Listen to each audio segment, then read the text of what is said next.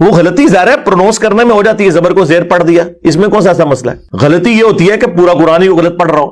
دوسری بات، مرزا نے اس ویڈیو کے اندر پہلی وضاحت یہ بھی کر دی کہ زیر زبر کو بدلنا کوئی بڑی غلطی نہیں۔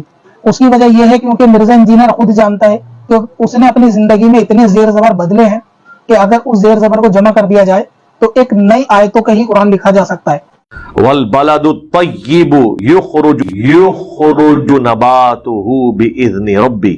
آپ اسکرین کے اوپر دیکھ رہے ہوں گے لفظ یخ ہے یا یخ ہے، ہماری طرف وما انزل من قبل یہ آیت بھی آپ کو اسکرین پہ دکھ رہی ہوگی، یہ قبلو ہے اور مرزا نے اس کو قبلک پڑھا ہے، یعنی لام کے بعد مرزا نے کاف کا اضافہ کر دیا۔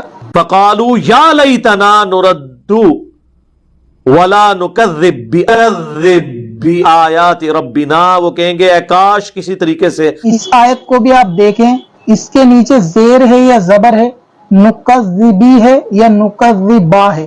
مرزا کو با اور بی میں بھی فرق نہیں، حالانکہ یہ بھی زبر اور زیر کو دیکھ کے صحیح سے نہیں پڑھ پاتا۔ اگلی مثال دیکھیے، اکبرناہ، یہ لفظ بھی آپ کو اسکرین پہ دکھ رہا ہوگا، اکبرناہ۔ اب انجینئر مرزا صاحب نے اس کو نون کے اوپر کھڑا زبر لگایا یا نون کے بعد الف لگایا، اکبرناہ۔